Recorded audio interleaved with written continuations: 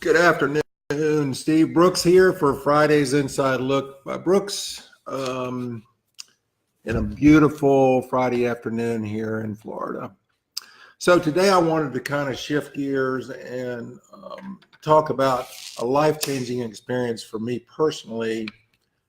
Back in 2012, I was overweight, out of shape, was eating wrong, and really, just wasn't taking care of myself. And so there was a local gym called Tiger's World. And so I went to Tiger's World. My brother had gone there before and just raved about it. So I went to Tiger's World and signed up for their 12-week challenge. And the individual who ran Tiger's World was a man by the name of, and I won't even begin to do injustice to how I pronounce his first name. His nickname is Tiger, and his last name is Berto, B-E-R-T-O. So Tiger Berto, I met him. He's that type of individual. When he walks into a room, everybody notices. He commands. He is a commanding presence anywhere he goes. He's a leader. He's just the kind of guy that was perfect to lead this type of challenge. So I joined the challenge, and over the course of 12 weeks, this was back in 2012, I lost 53 pounds. And it was from that point forward, I've maintained the weight loss. I have also completely turned upside down the way I eat. So my nutrition habits changed, and I've been a regular exerciser since then. So, circling back to this man, Tiger Berto, he was a great influence, not only on me, he helped me change my life, made significant difference.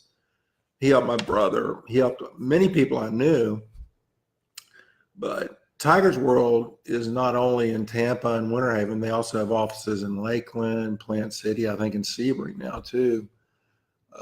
They change communities. It's amazing what this organization does. And the reason I'm talking about this is, unfortunately, recently, Tiger passed away, and I attended his funeral last weekend, and it was one of the most touching, positive funerals I've been to in a long time. His story was he came from Haiti, as a young man, and he was a fruit picker.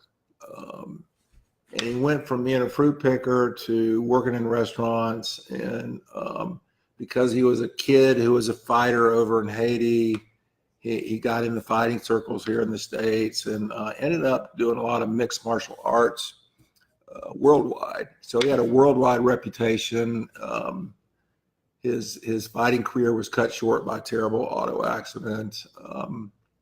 He was not expected to live through that auto accident, but the man that he is turned that all around, and he started Tiger's World Vascular Fitness, and it's grown to multiple locations and grown to change hundreds, if not thousands, of lives.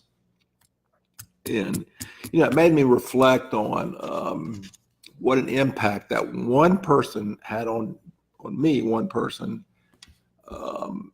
and how I kind of pass that down to people in my group, and they're passing it down to people in their groups.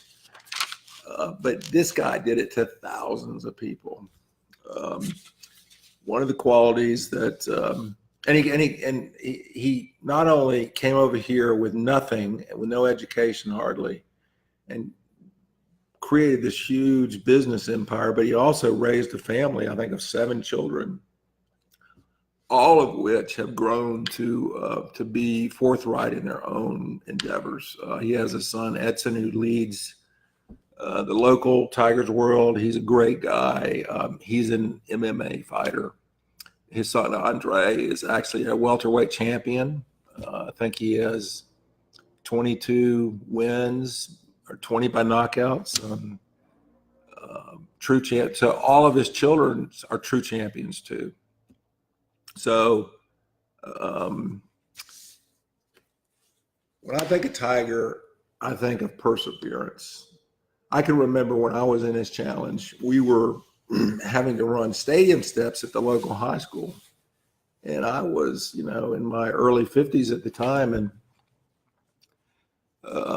it was challenging being overweight and out of shape running stadium steps. But he was such a strong leader. You didn't want to disappoint him. So I kept going and I kept pushing myself and pushing myself.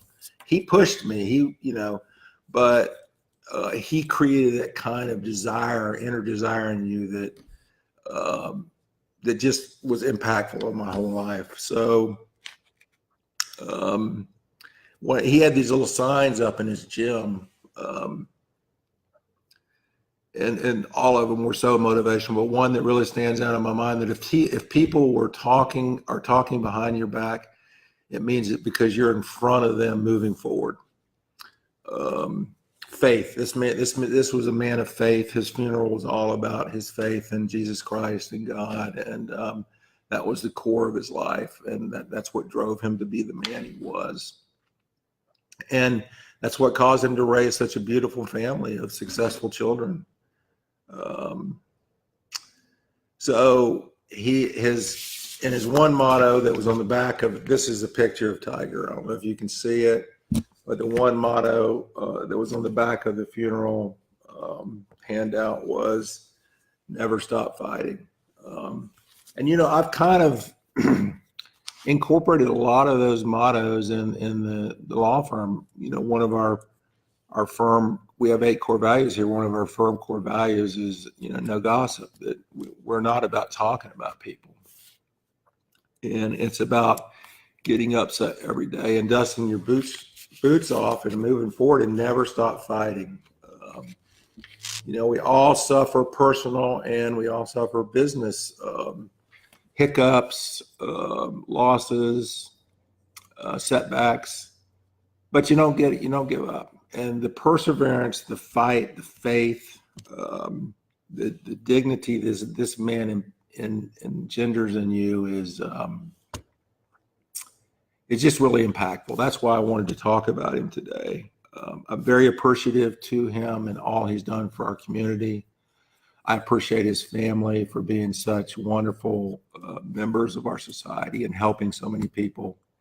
And I just want to give a shout out to Tiger Berto and to thank him and his family. So next week, we're going to hopefully start a new series, and I'm not sure what that is, still kind of figuring that out. But I look forward to seeing you next week. And any questions about anything, always in the interim, steve@brookslawgroup.com. Feel free to email me. Otherwise, have a wonderful weekend, and I will see you next Friday for Friday's Inside Look by Brooks. Thank you.